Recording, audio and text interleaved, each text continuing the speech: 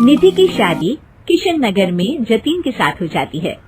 उसकी 2 सास थी, एक तो उसकी सास और एक उसकी दादी सास।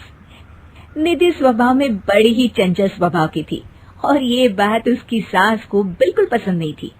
एक दिन निधि हेडफोन लगाकर गाने सुन रही होती है और नाच रही होती है, तभी उसकी सास वहाँ आ जाती है। It's the time to disco, कौन मिले देखो किसको, It's the time to disco। निधि जैसे ही मुड़ती है, उसकी सास वहाँ खड़ी होती है। वो अपनी सास को देखकर नाचना बंद कर देती है।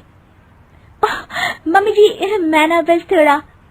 नहीं नहीं बहू, और नाचो, पूरे दिन रात एक कर दो प्रैक्टिस में।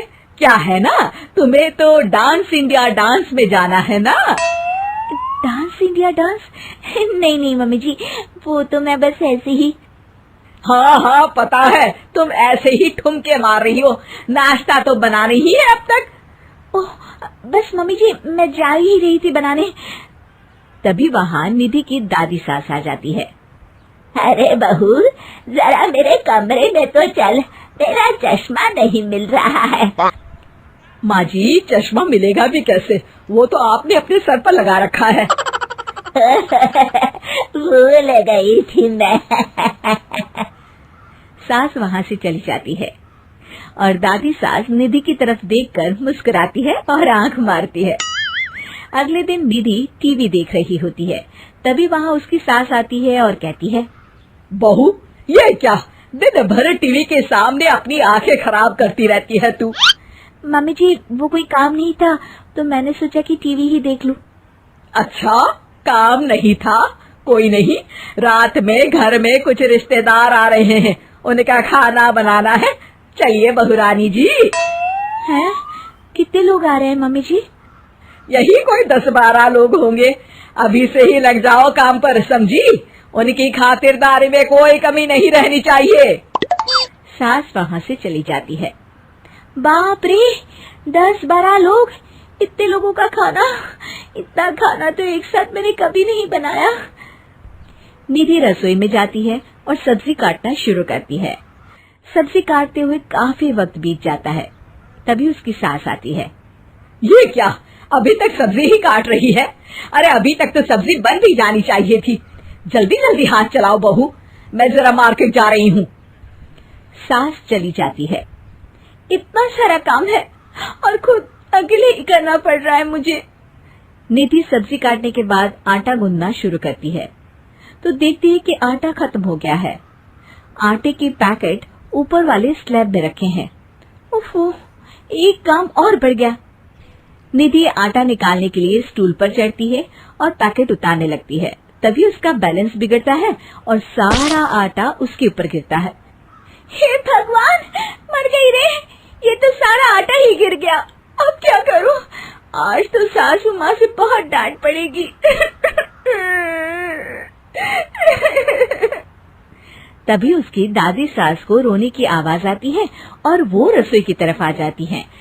देखती है कि निधि आटे में लथपथ जमीन पर बैठी है और पूरा आटा रसोई में बिखरा हुआ है। अरे बहू, ये क्या हालत बना रखी है तूने अपनी?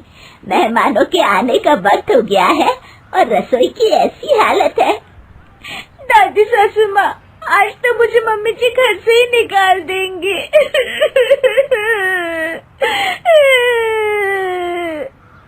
ओफो, रोना बंद भी करो और जल्दी से सफाई शुरू करो। चलो, खाना मैं बना देती हूँ। निधि सफाई में लग जाती है और दादी सास झटपट सारा खाना बना देती है। रात में सारे मेहमान खाने पर बैठते हैं। लीजिए ना, आज तो सारा खाना हमारी बहू ने बनाया है। सब खाना शुरू करते हैं। कैसा लगा आप लोगों को बहू के हाथ का खाना? खाना तो बहुत ही अच्छा बना है। हाँ हाँ, और ये पालक पनीर तो बहुत ही अच्छा है। ये सुनकर निधि बहुत खुश हो जाती है और अपनी सास की तरफ देखती है तो देखती है कि उसकी सास तो कुछ भी खा ही नहीं रही होती। अरे मम्मी जी, आप लीजिए ना, मैं परोसती हूँ आपको। ये लीजिए पालक पनीर और ये लीजिए रोटी। सास जैसे ही खाने का निवाला खाती है तो अपनी बहू की तरफ देखती है कैसा बना है खाना मम्मी जी? सास दादी सास की तरफ देखती है। अब बहुत अच्छा खाना बना है।